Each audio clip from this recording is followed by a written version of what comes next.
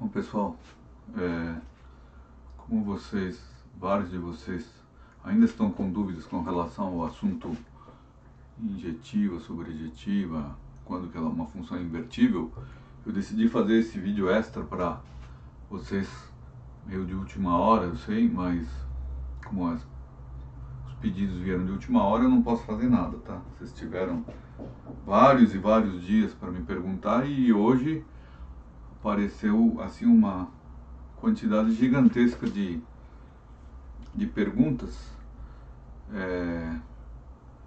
de última hora. Então, para ajudar vocês, eu decidi fazer um vídeo extra com exemplos de como a gente faz para determinar se uma função é ou não é injetiva, sobrejetiva, e como faz para converter a função em injetiva e sobrejetiva. Eu tinha falado nisso nos vídeos, a explicação do que é injetiva e sobrejetiva nos vídeos 4.1 e 4.2. Agora eu vou dar mais exemplos para solidificar esse conceito, tá? Mas assistam os vídeos 4.1 e 4.2, tá? Porque uma coisa que me deixou chateado, que eu consigo lá no meu canal ver quantidade de views, né? Quantidade de gente, as pessoas que viram. Eu tô vendo que muitos nem sequer assistiram os meus vídeos, eu explico as coisas, e agora querem de última hora resolver os exercícios sem ter assistido. Bom, ou assistindo, talvez alguns hoje começaram a assistir os vídeos, a se preocupar com isso, né? Isso vai prejudicar vocês bastante, tá? Nós já estamos sendo prejudicados pela quarentena e então, se vocês não estão fazendo a parte de vocês, que é se esforçar para tentar estudar pelo material que mandei material em PDF, gravei um monte de vídeos para vocês poderem assistir. Se vocês não fizerem isso, não vai ter jeito, tá? No dia que a gente tiver que fazer uma prova, ou mesmo que entender esses conceitos que são importantes, vocês vão se prejudicar, tá? Então eu fiquei chateado, primeiro que pouca gente está assistindo meus vídeos, pouca gente tirou dúvidas ao longo, né? Hoje sim, mas ao longo de todos os outros dias, né? Pouca gente está tirando dúvidas, né? Então, claro, eu sei que alguns não tiraram dúvidas porque não tem dúvidas, perfeito, né? Então, os que tiraram dúvidas de última hora é ruim, mas pior ainda são os que ainda têm dúvidas e não tiraram dúvidas comigo, tá? Seja por e-mail, pelo Classroom, enfim. Bom, chega de discurso, vamos lá para os exemplos. Então, o que a gente faz para saber se uma função é injetiva, sobrejetiva e se a gente consegue convertê-la em injetiva, sobrejetiva? Primeira coisa a fazer é fazer o gráfico, tá? Já dei vários exemplos de como se faz o gráfico de uma função, não quero me alongar com isso, tá? Então, se vocês não têm o gráfico feito da função, não adianta querer ver se ela é injetiva ou sobrejetiva, tá? É muito mais fácil com o gráfico pronto, tá? Então, nós vamos dar exemplos de como ver se uma função é injetiva ou sobrejetiva a partir do gráfico. Então, esse vídeo se resume a isso. Como ver se uma função é injetiva ou sobrejetiva e bijetiva e invertível a partir do gráfico e que modificações a gente consegue fazer nessas funções para que elas sejam injetivas e sobrejetivas e invertíveis, tá? Vamos lá. Então, primeiro exemplo, tá? Exemplo 1 aqui, ó. Então, nesse exemplo 1, nós temos uma função que é uma parábola, né? Um caso bem comum, né? Essa é uma parábola que não tem raízes, né? Mas não faz diferença, tá? Todas as parábolas têm essa característica, elas não são nem injetivas nem sobrejetivas. Eu vou mostrar por quê, tá? Então, vamos lá.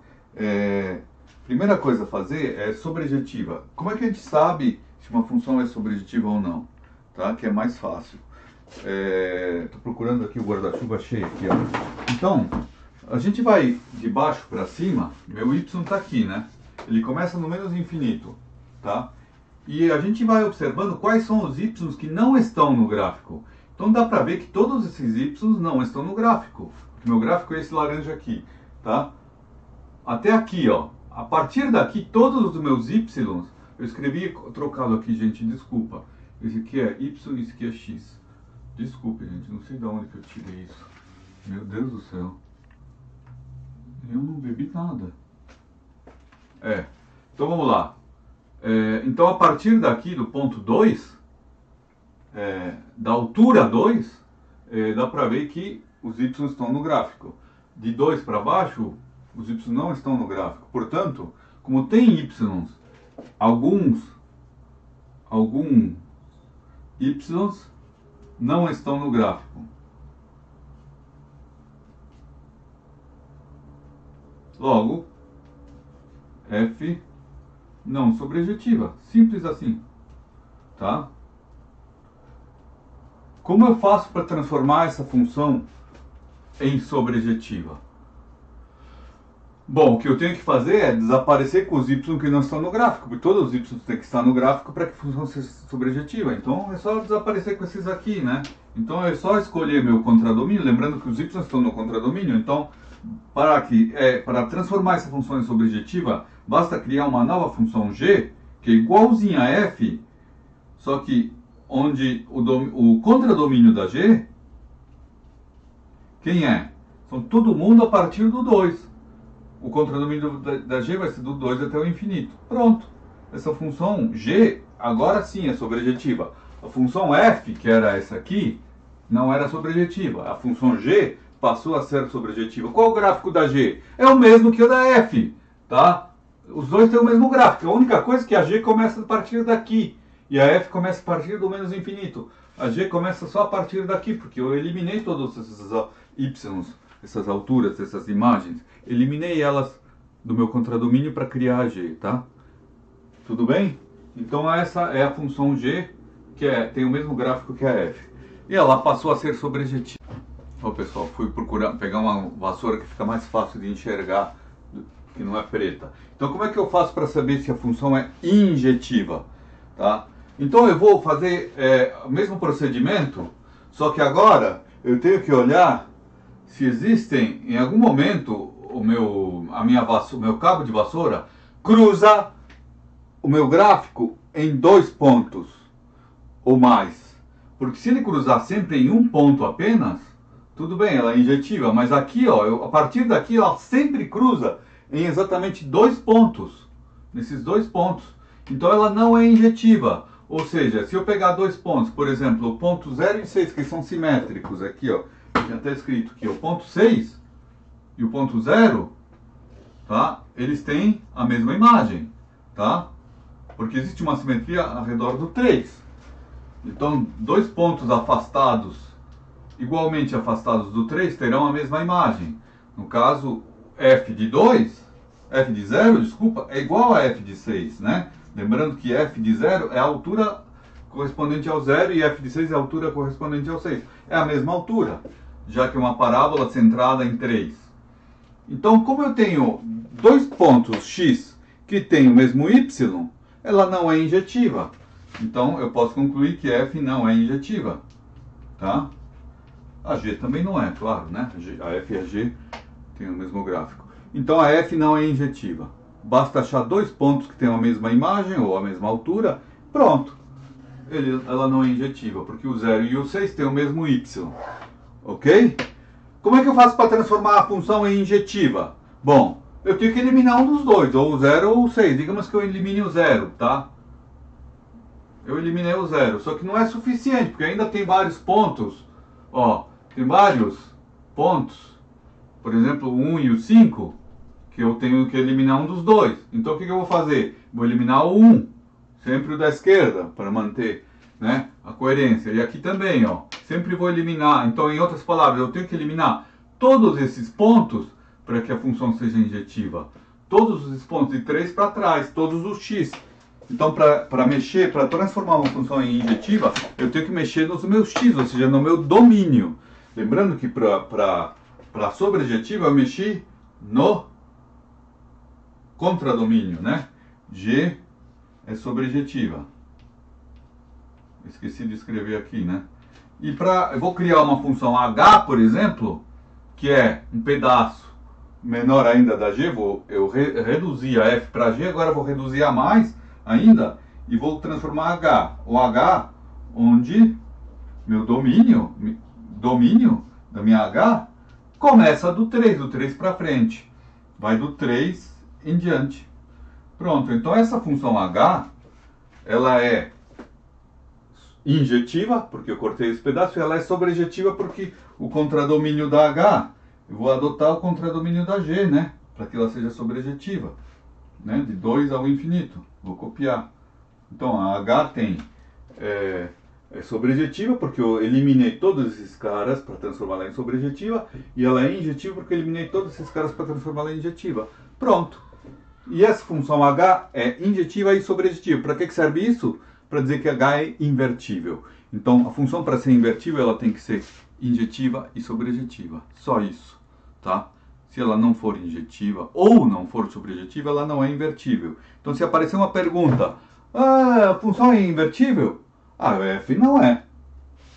A g também não é, porque ela é só sobrejetiva, mas a h é injetiva e sobrejetiva, portanto, h é invertível, ok? Vamos passar para o exercício número 2, tá?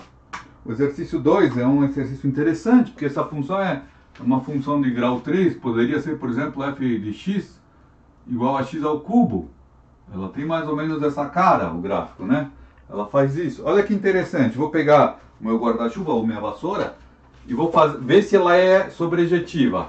Esse gráfico, ele vem do menos infinito, vai até o mais infinito no eixo y, tá? Então eu vou andar, fazer aquela dancinha de subir e vou ver se tem algum y, alguma altura que não está representada no gráfico. Claramente, como isso que vem do menos infinito, todas as alturas aqui embaixo estão representadas. Aí subo, subo, subo, subo, isso aqui vai até o infinito, portanto todas as minhas alturas, todos os meus y estão representados no gráfico, todos. Portanto, essa função f é sobrejetiva, já é sobrejetiva, tá? Lembrando que para não ser sobrejetiva tinha que ter algum y que não estivesse representado no gráfico, tá? Ela é sobrejetiva, é a mesma coisa que dizer que a imagem da f vale todo o meu contradomínio, né? Que é todos os reais. A imagem da f é todos os reais, tá? A imagem são todos os meus y, todas as minhas imagens. Imagem é o conjunto de todas as imagens, o conjunto de todas as alturas, conjunto de todos os y representados no gráfico. Ok? Então, acabou, ela é sobrejetiva. Agora vamos analisar injetividade.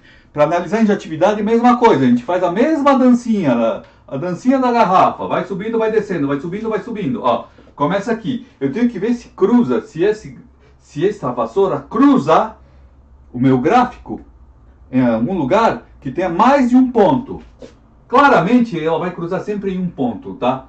Imagina essa curva, esse gráfico subindo, sempre vai ser um ponto. Então só cruza todos os cruzamentos da minha vassoura, do meu cabo de vassoura com esse gráfico são cruzamentos únicos. Nunca vai acontecer que nem aqui que tem duplicidade, que corta em 2 pontos. Nunca vai acontecer, nem em 2 nem em 3. Então essa função f é injetiva. Portanto, se ela é injetiva e sobrejetiva, ela é as duas coisas, ou seja, a gente chama isso de bijeção, né? Bijetiva. Ela é invertível. Tá? Não precisa mexer em nada, tá? Esse é um caso em que uma função já é bijetiva de cara. Aqui eu tive que mexer um monte para chegar numa função h, que é bijetiva ou invertível, tá? Tudo bem? Vamos para o terceiro e último caso. Esse caso aqui também bem comum.